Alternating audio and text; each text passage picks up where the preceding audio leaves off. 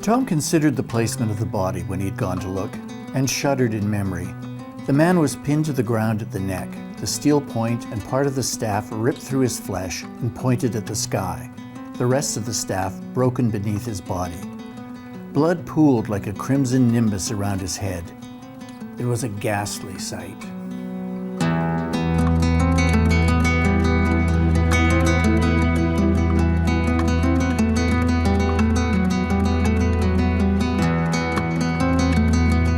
The Unpleasantness at the Battle of Thornford is a non-canonical, that is to say, somewhat out of order novella in a series they do based on the 12 Days of Christmas.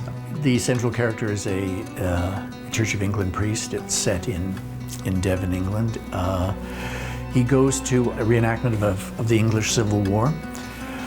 And it turns into a melee, and one person is unfortunately killed with a pike, the kind of pike someone would carry in the 17th century. And it goes on from there. We have a dead body, we have a detective, and we have a handful of suspects. What attracted me to writing was really reading. I was an inveterate reader as a child. I read voraciously. You know, I would read cereal boxes. I was that kind of geeky kid. When I graduated from university with a course in religious studies, which has no monetary value, I wrote a letter to the Winnipeg Tribune, which existed then, and critiqued their church page. And basically I said it was crap and what they needed was me. And they bought it. So I did a church page for a couple of years, and that was my introduction to writing. It was rather fun. And then I went to journalism school. The draw for me is that I'm an introvert, so you kind of enter into your own little world. Even with nonfiction, you do to some extent, but more so with fiction. So the draw is just being, for me now, is kind of being in my own movie for 3 or 4 hours a day or more, depending on deadlines. It's very comfortable, actually. Just going into a room and writing and being by myself. You know, I don't sort of crave the busyness of the world that much.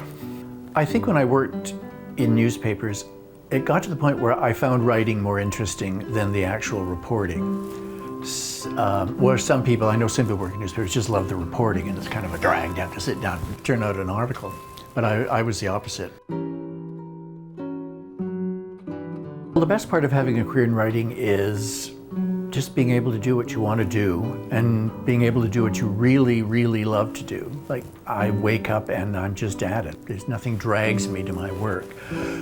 My work is kind of my hobby. My vocation is my avocation. So that's the upside.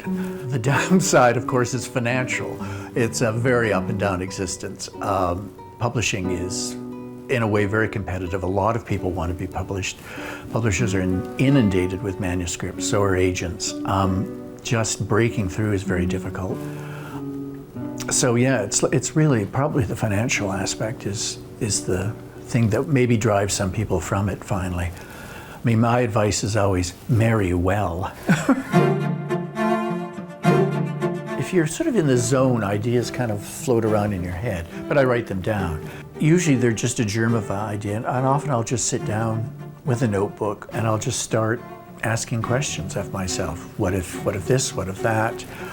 I may look at some sites on the internet or look at some other books that may be related in some way.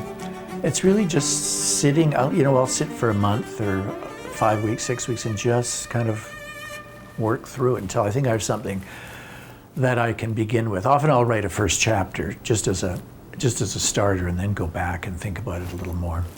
And then it's just working at it every day, really.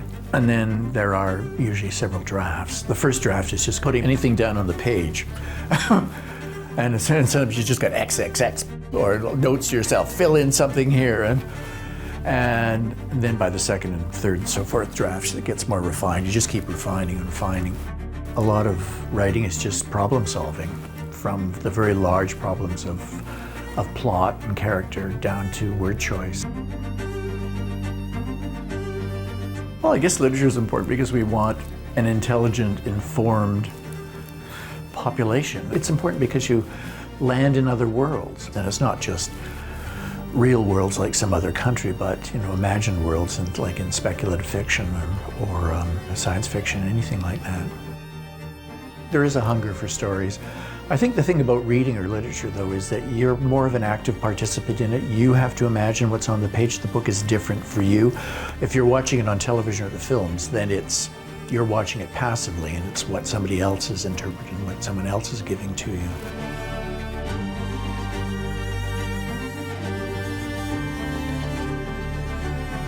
Well, my advice is just to stick at it. I mean, if you really love it, just stick at it.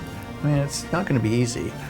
And it kind of falls into, I guess it's Malcolm Gladwell's notion of the 10,000 hours? You really have to put in the hours. And in the area of fiction and writing, it's kind of a somewhat more mature person's trade. You really start working more in your 30s and 40s. There's not a lot of novelists in their 20s. There are some, but not a lot. It usually takes time, and it takes some life experience. You have to live a little, for better or worse, before you can kind of start writing about living.